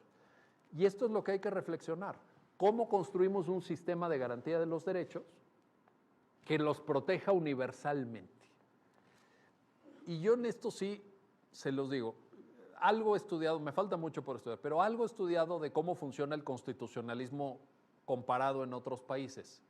Se los digo y se los puedo ejemplificar, me podría pasar horas hablando de esto. Fíjense, quítense la idea de que México tiene demasiado activismo judicial, ¿no? Es que los jueces son muy garantistas, es que los jueces cambian medidas cautelares en materia penal, es que los jueces dejan impune a una empresa que debe no sé cuántos miles de millones de pesos. ¿De dónde? ¿De dónde? ¿Han visto ustedes la arbitrariedad con la que se conducen? Bueno, a lo mejor no les afecta tanto porque están en el servicio público. Volteen a la iniciativa privada. Con la arbitrariedad con la que se conduce el sistema de administración tributaria en este país. ¿Saben lo que es litigar contra el SAT? Sí, nada más les doy una pista, sí, de esas leves, Garantízame el interés fiscal. Nada más. O sea, llega el SAT y te dice, oye, fíjate que debes 5 millones de pesos de IVA del ejercicio fiscal antepasado. 5 millones, sí. No, espérame, esto te lo voy a combatir, ¿no? Pues me voy ante el Tribunal Fiscal, bueno, Tribunal de Justicia Administrativa, etcétera. Sí, cómo no, litiga lo que tú quieras, pero mientras tanto, me garantizas los 5 millones de pesos. Échale. Y de ahí arráncate. De ahí arráncate en el litigio. De ahí, pues posiblemente tengas que terminar en un amparo, en un tribunal colegiado.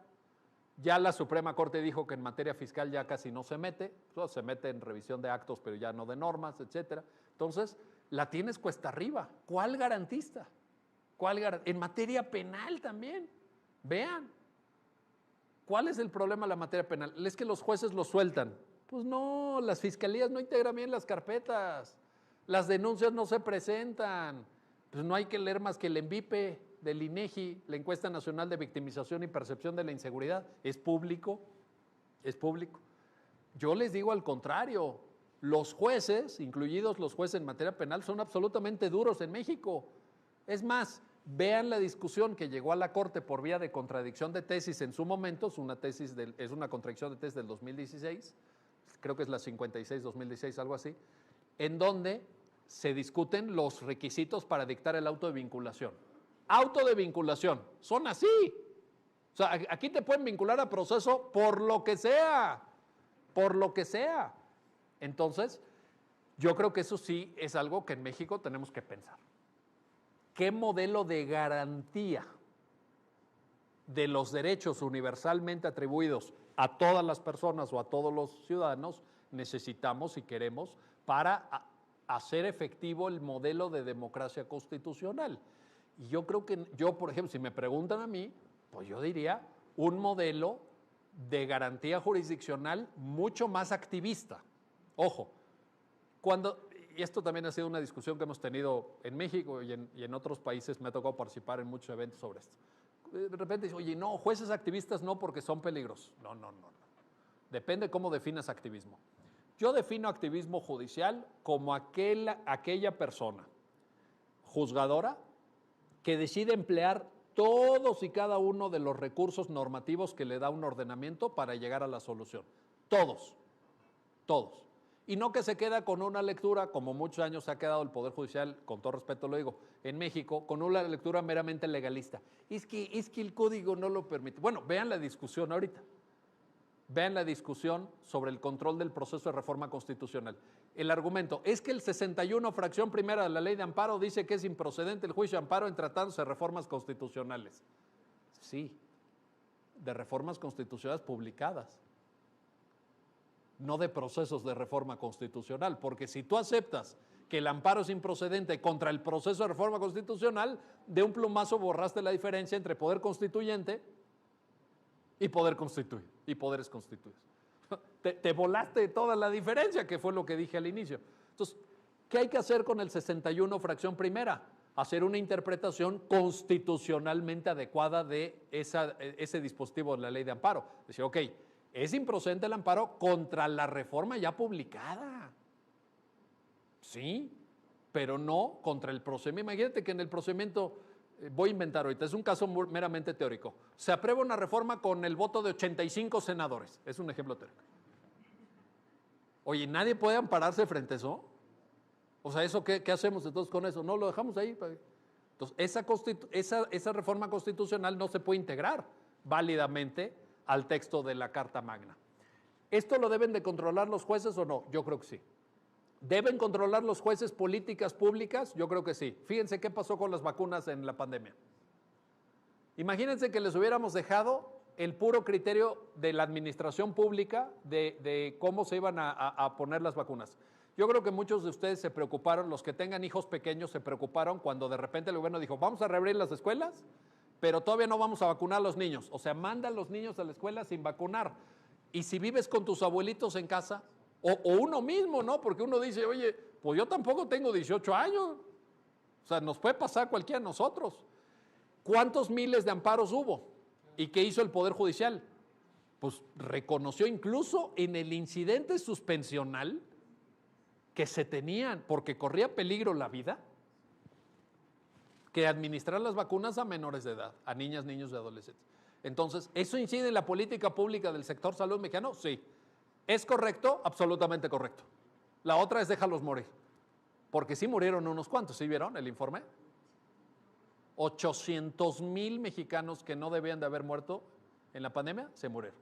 Se lo dejas a una administración pública que es a ese grado calamitosa en su capacidad, o sea, es una verdadera calamidad para la gente, se lo dejas nada más a ellos. Yo digo no, necesitamos órganos jurisdiccionales, necesitamos mecanismos de garantía que hagan efectiva la universalidad de los derechos, la idea de que los derechos son de todas y de todos, y que en ese sentido pues incidan hasta donde tengan que incidir para defender la rigidez y para defender la supremacía constitucional. Entonces, para resumir y terminar, ¿cuáles son los límites procesales y sustantivos al principio de mayoría?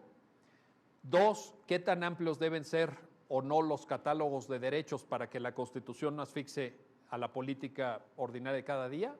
3, ¿qué sistema político garantiza y hace convivir a la vez, por un lado, el principio de mayoría y por otro lado, el respeto a la universalidad de los derechos humanos? Y 4, ¿qué modelo de control de regularidad queremos para que esto esté efectivamente vigilado, tutelado y se pueda hacer realidad? Gracias por su atención.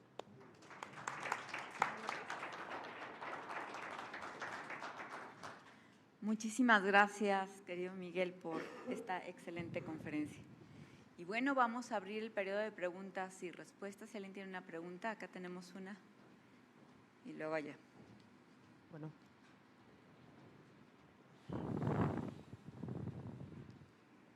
¿Sí? ¿Se escucha? Sí. Sí. José Antonio Pérez Parra, de la Escuela Judicial Electoral.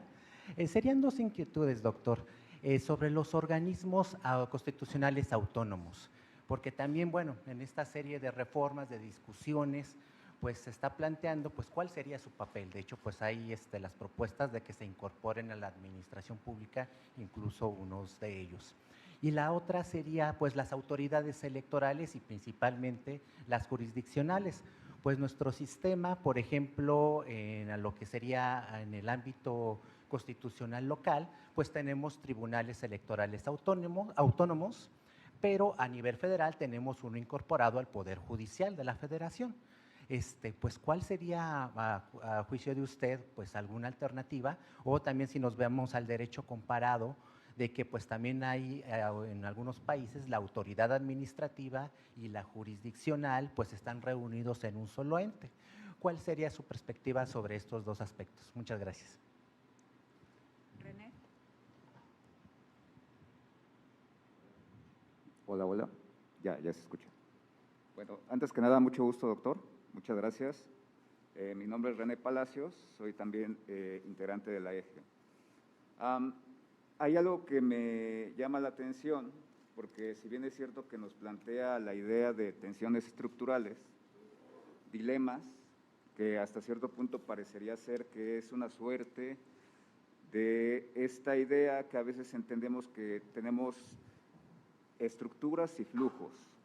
Estructuras quiere decir cómo está, digamos, al final de cuenta construido, pero en lo dinámico, es decir, en los flujos es donde también está, digamos, parte de cómo es que vemos que se asimilan todas estas preguntas que nos compartió. Yo fundamentalmente tengo la inquietud en el sentido de que en lugar de ser dilemas podrían ser un cuatrilema, cuando le ponemos, digamos, ya elementos de flujo o dinámicos dentro de todas estas preguntas. En específico, desde el punto de vista económico, si sumamos ese elemento dentro de la parte de toda la modelación de democracia constitucional, a veces no se observa tampoco que nuestra planeación es democrática, pero no necesariamente es una planeación democrática y constitucional. Parece una obviedad.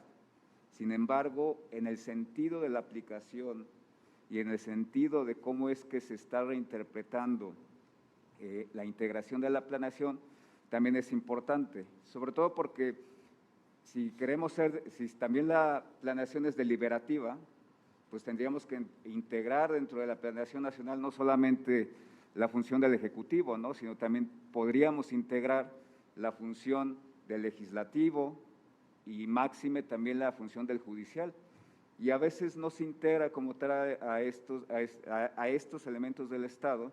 Sin embargo, es súper importante, no solamente desde el punto de vista estructural, sino también dinámico para, digamos, hacer pues una pauta de tener, digamos, todo el mapa de la democracia constitucional dinámica en un sentido de planeación nacional y tener este entendimiento, ¿no? Porque me llamó mucho la atención esta idea que nos puso al principio, ¿no?, de que cuando le preguntaba, me parece que decía que a Franklin, ¿no?, cuál era, digamos, en específico el mejor modelo, ¿no? Y pues decía, Republic y you can't keep it, ¿no? Sí.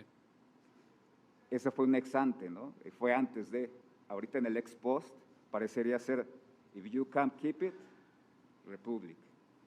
Pero se necesitaron, digamos, ya las condiciones dinámicas para ahora, digamos, regresar otra vez al principio y plantearnos desde ahora, digamos, cómo va a continuar, ya que hemos, digamos, ejercido como tal la potestad, porque llegamos, digamos, al origen, ¿no? Esto de que dejemos de interpretar el mundo, transformémoslo. Y creo que también viene a la colación, balancemos esto y dejemos de transformar el mundo y reinterpretémoslo, porque estamos llegando a un punto donde parecería que el pasado o lo estático no sirve, sino lo dinámico, lo que es mediato es lo importante. Sin embargo, ahí está, digamos, este trade-off entre reconocer la importancia de las estructuras, la importancia de lo que es dinámico y sobre todo la importancia de lo que es la planeación y en este caso para nuestro país y las condiciones como están generando las institucionales. Fundamentalmente eso sería, doctor. Muchas gracias.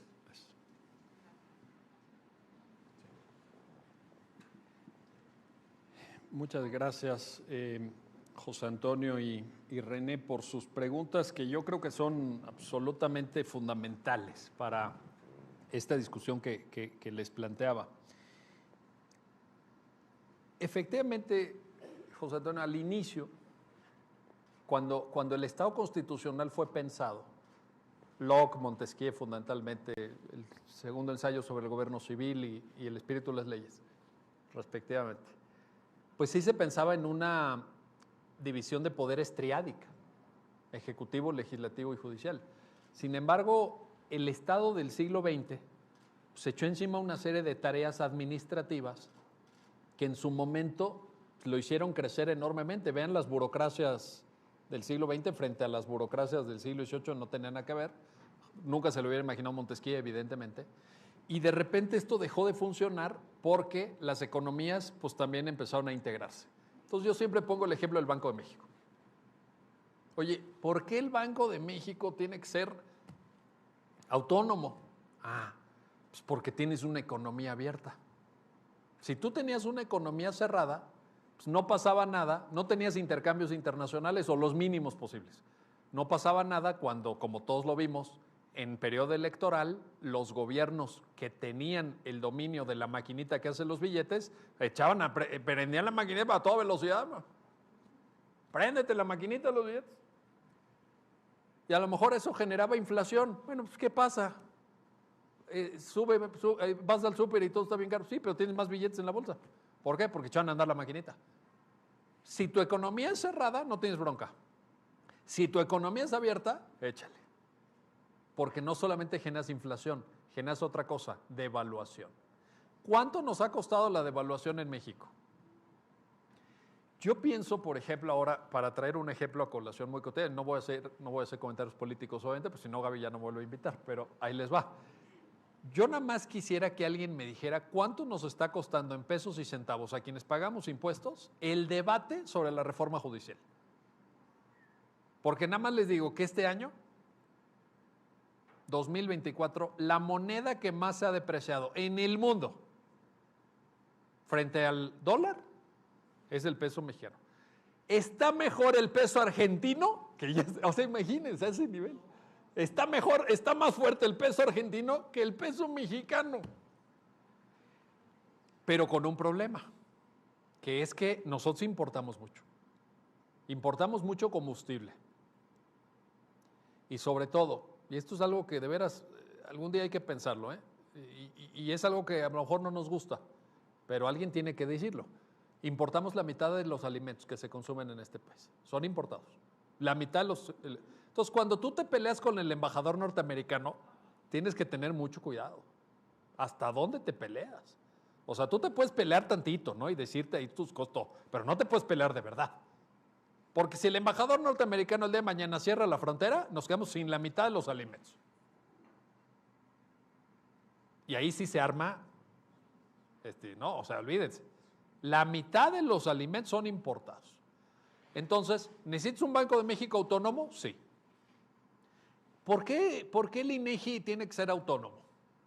¿Es importante que las estadísticas sean confiables? ¿Que las estadísticas respondan a criterios técnicos, actuariales, y no a criterios políticos? Pues sí, porque ya nos pasó que un presidente, que fue un presidente, desde mi punto de vista, en alguna medida demócrata, pues cuando se acercaban las elecciones no dio a conocer un importante dato de cifras de pobreza, ¿no? Le dijo, no, por favor, esto guárdenlo hasta después pasándolas. Hijo, se esperan 2 años, ¿no? Entonces, ¿necesitamos un INEGI autónomo? Sí. ¿Por qué surge la CNDH? ¿Todavía existe la CNDH? Creo que sí. Sí, ¿verdad? Okay.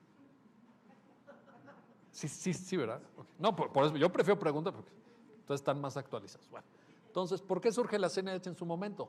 Pues porque el juicio de amparo no daba cauce por la manera técnica en que se había entendido, estoy hablando de sexta, séptima, octava época, la procedencia del amparo, el alcance del amparo, pues no daba cauce a lograr una efectiva reparación de las violaciones de derechos humanos. Por eso se crea la figura del ombudsperson, que se eleva a rango constitucional en el 92, como ustedes saben, y así sucesivamente. Entonces, esta es la arquitectura que requiere un Estado moderno. ¿Necesitamos un órgano autónomo que garantice la información? Híjole, perdónenme, el INAI le ha prestado un gran servicio a este país. Un gran servicio a este país. Y el INAI, quiero decirles también, porque luego se les olvida, no fue una creación porque dicen, no, es que el INAI es panista. Perdónenme, eso a mí no me lo van a contar. Yo estaba ahí en esa mesa cuando nosotros luchamos contra el gobierno de Vicente Fox para que se expidiera la primera ley federal de transparencia y acceso a la información, que ellos, lo he explicado ya varias veces, lo puedo hacer porque esto es rigurosamente así, a mí esto no me lo cuentan, yo estaba ahí. Ese gobierno se opuso, a pesar de que lo había prometido en campaña, a la expedición de la ley federal de transparencia. No de mala fe, yo creo ahorita pasando el tiempo, porque era Santiago Krill, secretario de Gobernación, María Amparo Casar, coordinadora de asesores, y Juan Molinar Orcasitas, que en paz descanse, subsecretario de Gobernación. Ya estábamos en la mesa sentados, unos cuates que en ese momento pues, nos tildaban de todo, ¿va? Que éramos los del Grupo Oaxaca, un grupo de medios y académicos, ¿no? Que hicimos el primer proyecto. Y el gobierno de Fox en ese momento nos dijo, esto no pasa, muchachos, está bien su ímpetu juvenil, en ese entonces juvenil todavía, ¿no? Pero esto no pasa por ningún motivo. ¿Y saben qué hicimos? Fíjense, porque también uno, pues sí, pues puede ser académico, pero no es tonto. Está bien. No quieren esto, porque nosotros llevamos el proyecto ya redactado, completo, lo redactamos enterito, del artículo primero al último con sus transitorios. No, señores, esto no va a pasar. Ah, perfecto. Y nos fuimos con la líder del grupo parlamentario del PRI en la Cámara de Diputados en ese entonces, que era nada más y nada menos que Beatriz Paredes, que es una política con mucha experiencia. Beatriz Paredes tiene mucha experiencia. Vio y dijo, a ver, cuéntenme, no, pues esto, ¿y qué me traen ahí? No, pues la iniciativa ya redactada, diputada, como ya redactada todo así, todo, con artículos, sí, no, pues dámela. Y al día siguiente la presentó. Y pues obviamente no pasaron ni 3 días y ya nos habla Santiago Krill. Muchachos, pero ¿por qué nos hicieron esto si nosotros trabajamos igual con usted? Ah, ¿verdad? Ahí está. Porque ahí se las podían aprobar. Tenían los votos la oposición. Entonces, esa es la explicación. Los órganos constitucionales autónomos en México son productos o de necesidades técnicas impostergables, INEGI, Banco México, etcétera, o de luchas ciudadanas, CNDH, INAI, etcétera. Si dejamos que se eliminen de nuestra Constitución, estamos perdiendo una gran riqueza institucional. Lo cual no quiere decir, lo aclaro, que no se requieran a lo mejor revisar algunas estructuras, etcétera, porque también, pues yo la verdad no sabía, pero me acabo de enterar que pues, el INAI tiene casi 1,100 millones de pesos anuales. Y dije, ay, caray, espérame, ¿no? Y tiene 1,400 trabajadores, ¿no? Y dije, bueno, a lo mejor eso, en fin, se puede revisar o se puede calibrar adecuadamente. Pero es muy diferente eso a eliminarlo. Entonces yo sí defiendo esto radicalmente. Y esto va de la mano con la segunda pregunta, José Antonio, que planteas, que me parece extraordinariamente importante. Bueno, ¿y qué diseño para la jurisdicción electoral? Pero también acordémonos de esto, porque la historia te explica muchas cosas. ¿Por qué surge una jurisdicción electoral en México? ¿Por qué hay una diferencia entre organización administrativa electoral y garantía jurisdiccional de derechos político-electorales? Porque en México tenemos nada más y nada menos que un padrón electoral de 90 millones de personas, porque tenemos un país de 2 millones de kilómetros cuadrados, que además es un estado federal. Claro, si ustedes me dicen, oye, ¿y qué estructura propones para organizar las elecciones en Chile? Estado Central, 18 millones de habitantes, menos que los que estamos en el Valle de México. No, pues te digo, vamos a otro modelo. Vamos a otro modelo. Pero hay que ver la historia de México. Hay que ver aquellos principios de autocalificación que realmente era... Oigan, ¿verdad que nosotros ganamos? Sí, compadre, ganamos. No, pues vénganse ahorita aquí, siéntense en la silla porque ganamos, compadre. De ahí venimos.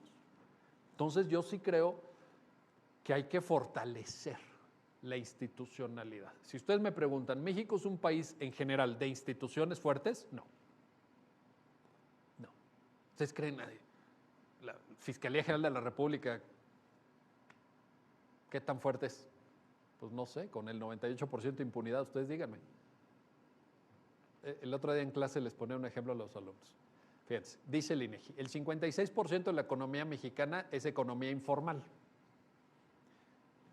Economía informal, por definición, conlleva la comisión de delitos fiscales, pues lavado de dinero, etcétera. Pues, es obvio, ¿no? Que yo sepa, los informales pues prácticamente no pagan impuestos, por lo menos impuestos indirectos, impuestos a la renta, etcétera. Bueno, ¿saben cuántas sentencias se dictan en México cada año por lavado de dinero? Estamos hablando, imagínense el lavado de dinero, lo que implica en tianguistas, taxistas, sindicatos, narco, todo. ¿Cuántas sentencias se dictan por lavado de dinero en México cada año en promedio? 8. 8. Entonces, ¿hay alguien aquí que se atreva a decir que tenemos una Fiscalía General de la República contundente, agresiva, que va a por todas? Pues no. Incluso la UIF, ¿no? Que uno podría decir, no, es que sale este señor y el otro que estaba antes también, y en las conferencias de prensa, sí, pero pues son conferencias de prensa, no son sentencias definitivas, y que yo sepa, un litigio no se gana mediáticamente, se gana en la mesa de un tribunal. Y ahí pues, lo que podemos ejemplificar es que nos falta mucho, En materia de acceso a la información nos falta mucho. Yo siempre les he dicho, y son mis amigos los del INAI y todo, pues les he dicho, oye, sí, resuelves quién sabe cuántos miles de recursos, todo, pero son de usuarios premium, tienes a tus usuarios platino, son los mismos los que piden. Hay un cuate que pide todos los días, todos los lunes llega y mete 50, a ustedes también les llega seguro, ¿no? Un cuate que llega y pide todos los días, ¿no? Pues es lo que está resolviendo. ¿La gente sabe realmente usar su derecho de acceso a la información? No, necesitamos fortalecer, no necesitamos debilitar. Y probablemente en materia electoral también. René, sí, está muy bien planteada tu pregunta y te la aprecio porque me pareció profundamente inteligente tu planteamiento y de hecho, tan es así que en realidad enriqueciste mi conferencia, porque añadiste, cuando hablas de la dinámica y de la parte procedimental, un elemento que a mí no me dio tiempo de exponer, porque ciertamente de democracia constitucional pues podremos pasarnos horas y días hablando, evidentemente, pero me parece que agregaste un punto toral y lo planteaste muy, muy bien. Y yo creo que es algo que evidentemente hay que revisar. A ver, ¿cuáles son los procedimientos? Tú ponías el ejemplo de la planeación democrática. Por ejemplo, ahí no hemos discutido cómo impacta el diseño del sistema político en esto que se llama planeación democrática del desarrollo, que en mucho depende de un plan nacional de desarrollo. Un plan nacional de desarrollo. Yo creo que lo que yo alcancé a advertir de tu intervención es decir, bueno, ¿y por qué no nos cuestionamos quién tiene que hacer el plan nacional de desarrollo? Porque de nuevo, si nuestro sistema político es de mayoría relativa y el Poder Ejecutivo se lo lleva todo un solo partido, que a lo mejor tuvo el 50%, dice, mi modelo de desarrollo económico, ahí te va mi plan nacional de desarrollo, pues es este. Oye, los de enfrente que tienen el 49% de los votos, no, señores, ustedes no ganaron. Ustedes tienen derecho al pataleo nada más. Pero ahí les va, mi modelo de desarrollo económico es este. ¿Eso está bien? ¿Para una democracia que se sueña pluralista o no? ¿O hay que cuestionarnos esta parte dinámica, procedimental que tú planteas? Y estoy totalmente de acuerdo. Esta es una dimensión que no podemos obviar. Incluso más. En algunos cursos que me gusta mucho dar, porque además aprendo mucho, damos cursos a veces de técnicas de negociación. Y yo les digo, fíjate, un procedimiento de negociación bien diseñado te da pauta para una solución más justa de fondo. Entonces los alumnos se quedan así, ¿cómo? ¿Sí? Si tú diseñas bien el procedimiento, es decir, la parte formal de cómo vas a negociar, te puedes acercar más a una solución justa, ¿no? Bajo principios que pues, en buena medida nos han enseñado los teóricos de la argumentación, etcétera. Que todo mundo hable usando términos que sean consistentes a lo largo de la deliberación, para que no un día digas silla, digas al día siguiente mesa, al día siguiente café. No, silla es silla todo el tiempo. Tienes que ser consistente en el uso de los conceptos. Y así sucesivamente. Entonces, sí, esa es una parte que no hemos pensado. Y yo en esto, cuando dices, bueno, es hora de, que es una paráfrasis de una muy famosa frase de Karl Marx en El Capital, transformemos el mundo, no perdamos tiempo interpretándolo. Fíjense que yo en esto, René, te confieso que siento una profunda angustia vital y generacional, porque yo pensaba lo mismo que tú. Y esto es algo que también escribió Norberto Bobbio en este libro fantástico que tiene sobre los derechos humanos, cuando decía, ya hemos pensado demasiado los derechos humanos, es tiempo de hacerlo efectivo. Y yo pensaba eso también. Yo dije, no, ya olvídate de explicar la historia de los derechos y el desarrollo de los derechos, y olvídate de citar a Thomas Jefferson y a los Founding Fathers y no sé qué. Sí, pero ve en el punto en el que estamos de la historia política de este país, regresamos 3 décadas. Regresamos 3 décadas. A mí esto me parece profundamente preocupante, porque yo estoy seguro que una generación en la cual yo, pues, de alguna forma me siento integrado, de gente que luchó por consolidar cambios, por consolidar instituciones, pues ahorita nos dijeron, estaban ustedes equivocados, todo eso que hicieron no sirve para nada, vamos a volver a empezar desde cero. Sopas. Y uno lo hacía muy contento cuando uno tenía 25 años, pero yo te tengo 53 años, dije, ¿cuántos más me faltan? O sea, a mí me tocó luchar, fíjense, cuando seguramente quienes son más jóvenes aquí estaban todavía, no sé, en la primaria, en la secundaria, en el 2001, a mí me tocó redactar el primer proyecto en mi computadora de ley federal para prevenir y erradicar la discriminación que creó CONAPRED. El primer proyecto lo redacté yo. Perdónenme, ¿dónde está CONAPRED hoy? Luchamos con un señor de quien guardo excelente memoria y que me merece todo el respeto, que se llamó en vida Gilberto Rincón Gallardo. Con él hicimos esa ley, él me la encargó, con él construimos CONAPRED, fue el primer presidente de CONAPRED, yo soy miembro fundador de su junta de gobierno. Estoy hablando del 2003, vean, 21 años después, ¿dónde está CONAPRED? Lo hicieron pomada, está líquida. Me tocó formar parte del Consejo Consultivo, me nombró el Senado Consejo Consultivo de la CNDH. Y pues íbamos intentando, todo esto es honorífico, jóvenes, porque dicen, oye, este cuate trabajó aquí, trabajó allá, era plurinominal, cobraba de verdad. Todo esto era por la patria. Lo del Grupo Oaxaca del INAI era por la patria. Lo de la Junta de Gobierno, pusieron los de Hacienda en la ley. Está prohibido que los integrantes de Junta de Gobierno cobren un solo centavo de CONAPRED, por la patria. Consejo Consultivo CNDH, por la patria. No sé, bueno, y de repente uno voltea y dice, oye, todo ese tiempo que yo le metí, todo ese tiempo que yo invertí, todas esas tardes y noches y fines de semana que yo dejé de estar con mis hijos mientras mis hijos crecían, llegan unos cuates que no saben de historia, que no saben de instituciones, que nunca han leído a Ferraioli, que no saben quién es Ronald Dworkin. Dicen, no, Ronald Dworkin vende tomates aquí en el tianguis, ¿no? Y dicen, todo esto va para atrás.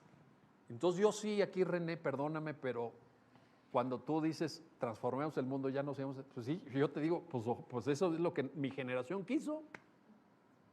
Nada más que nos aventaron para atrás otra vez y hay que volver a explicar. Porque también escuché, lo digo porque es público, a la presidenta electa decir, vamos a quitar la reelección parlamentaria y municipal. Oye, perdónenme, ¿ustedes conocieron a un señor en vida que se llamó Alonso Lujambio? ¿Sí se acuerdan de Alonso Lujambio? Alonso Lujambio y muchas personas más, también ahí me tocó participar, defendimos contra el PRI, hegemónico en ese momento, la reelección, porque el PRI no quería la reelección. A ver, el PRI dominó tantos años porque tenía en su control las candidaturas. Cuando tú le quitas las candidaturas y dices, no, pues esta persona hizo un buen trabajo, que se reelija para crear carrera parlamentaria, etcétera, pues entonces el PRI ya no sube, y por eso todo lo que estamos viendo, ¿verdad? Entonces, de repente viene la presidenta electa que va a tomar posesión el 1 de octubre y dice, para atrás la reelección, ya no queremos plurinominales. Un partido de izquierda, ¿sí han leído la historia de la izquierda mexicana de los años 70? ¿Sí saben que esa fue su lucha histórica? Fue su lucha histórica. Claro que el PRI gobernaba muy cómodamente sin plurinominales, claro. Y la izquierda tuvo que a martillazos abrir el sistema político para la representación proporcional. Y ahora llegan y dicen, no hay reelección, 0 representación proporcional, la CNDH existe formalmente, pero pues ya no hace nada, CONAPRED pues quedó ahí para que de repente no sé si hay gente ahí todavía que va al edificio, no sé. ¿Sí me explico? Entonces, yo creo que hay que seguir interpretando. Yo termino, no sé si hay más preguntas, pero lo que sí les quiero decir es que la primera batalla que hay que ganar es la batalla de las ideas. Si nosotros no ganamos la batalla de las ideas en favor del modelo de democracia constitucional, todo lo demás no tiene caso, no tiene caso. La democracia constitucional, primero que nada, se piensa. Si tú dejas que quienes ocupan el poder manejen a su antojo el lenguaje,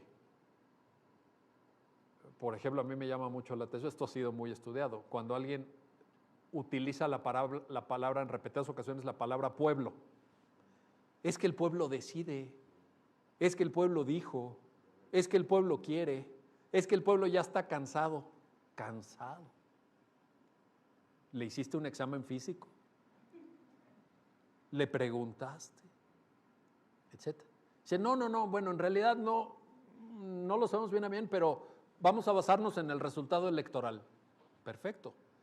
El resultado electoral fue que 36 millones de personas votaron por una opción, de un padrón electoral de 90, de un país de 130 millones. Yo no sé si presumiría que soy el campeón de mi colonia con esos números. De mi colonia. ¿Sí me explicó? Yo no sé si me atrevería a presumir. Pero bueno, ahí es donde viene otra vez la reflexión. Por eso la importancia del tema que Gaby Rubalcaba atinadamente señaló para esta conferencia. Pensemos en el modelo de sistema político y de sistema electoral.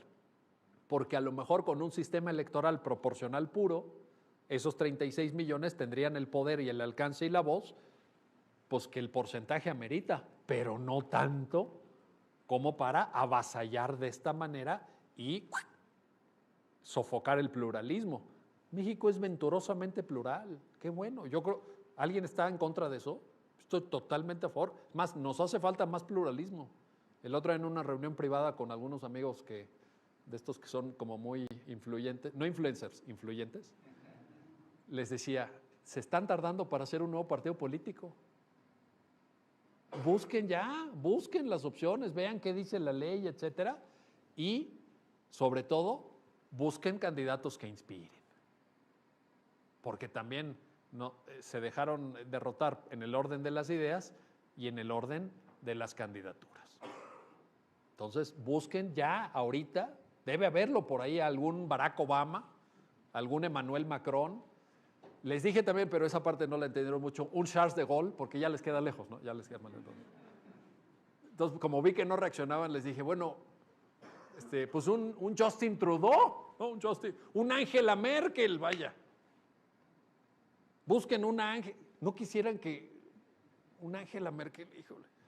Bueno, ya de perdida, y sé que esto va a tener muchos asegúnes, pero hasta un Bill Clinton, que sí, tiene muchos asegúnes.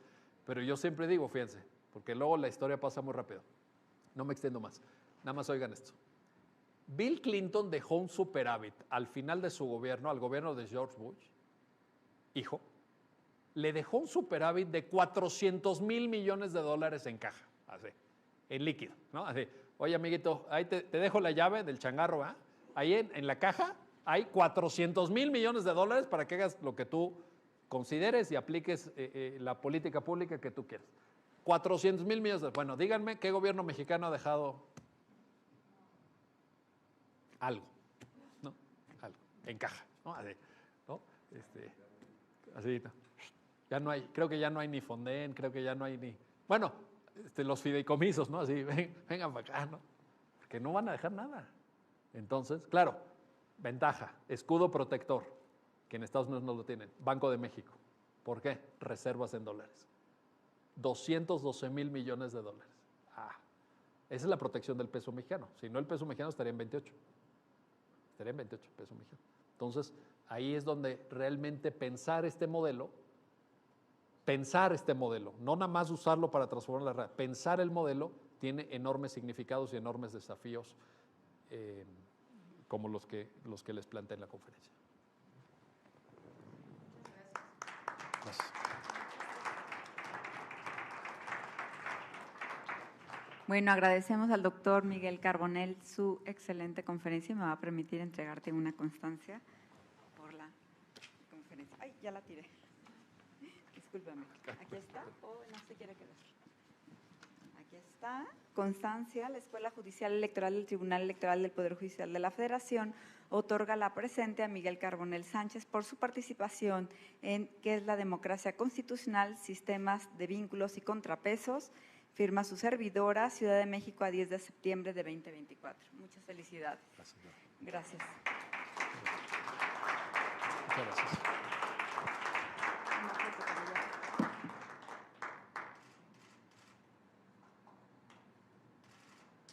Muchas gracias, muy buenas tardes.